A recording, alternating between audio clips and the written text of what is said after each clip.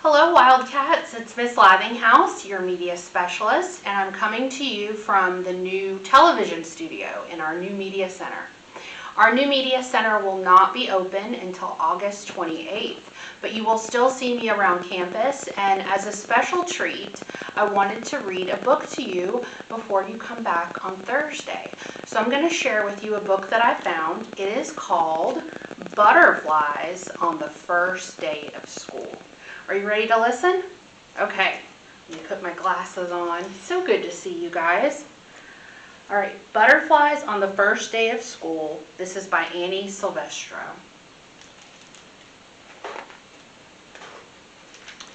A month before school, Rosie picked out her very first backpack.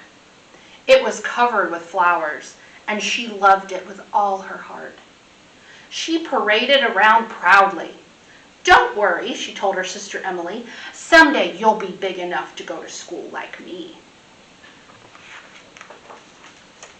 Rosie practiced raising her hand, writing her letters, and saying her teacher's name. She couldn't wait to start school. But the night before her first day, Rosie couldn't sleep. In the morning, her belly hurt. She didn't touch her chocolate chip pancakes. "Maybe I'd better stay home," said Rosie. "I don't want Emily to be lonely." "She'll be fine," said her mother, "and so will you." Rosie shuffled the pancakes around on her plate. "Come on, sweetie," said her dad. "Time to go." Rosie slowly pulled on her backpack. "I don't feel well," she said. "You just have butterflies in your belly," said her mother, hugging her tight. "Butterflies?" asked Rosie. And that's when the bus pulled up. "I love you," said her mom. "Have fun," called her dad. Rosie stared nervously out the window. Soon a girl sat down next to her. "I'm Violet," she said. "What's your name?" "Rosie." As she spoke, a butterfly flew from her mouth.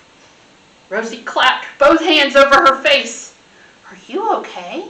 Rosie nodded. "I have Mrs. Mancini," said Violet. "Me too," said Rosie.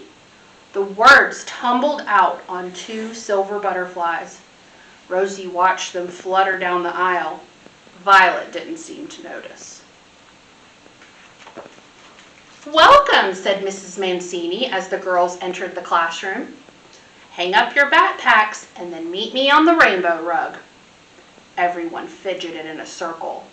"Let's get to know each other," said Mrs. Mancini. "I'll go first. I have a golden retriever named Barney. I love chocolate cake, and I'm terrified of spiders." Violet went next. "I'm allergic to dogs," she said, "and sometimes to my brother Alex." "This summer I rode a train for the first time," said Jay.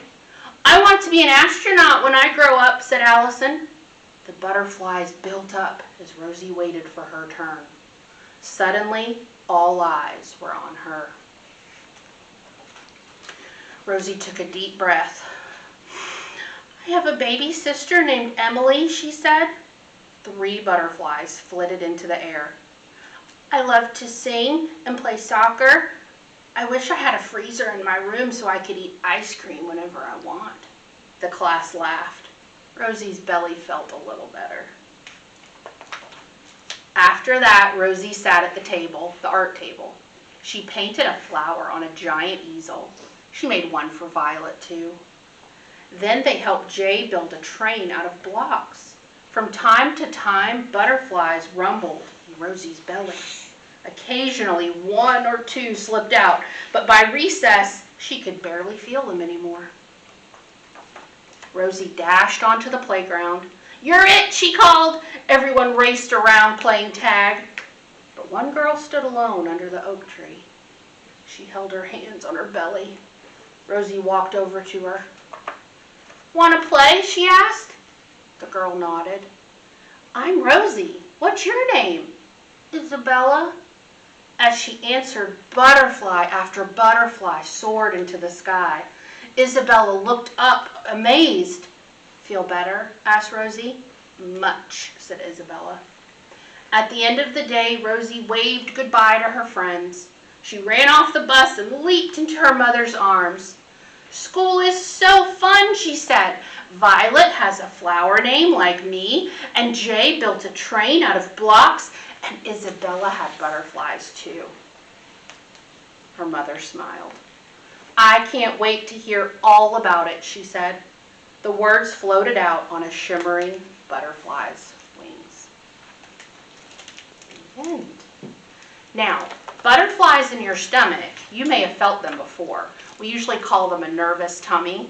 So if you're nervous before the first night of school, you can talk to a grown-up in your house about how you're feeling.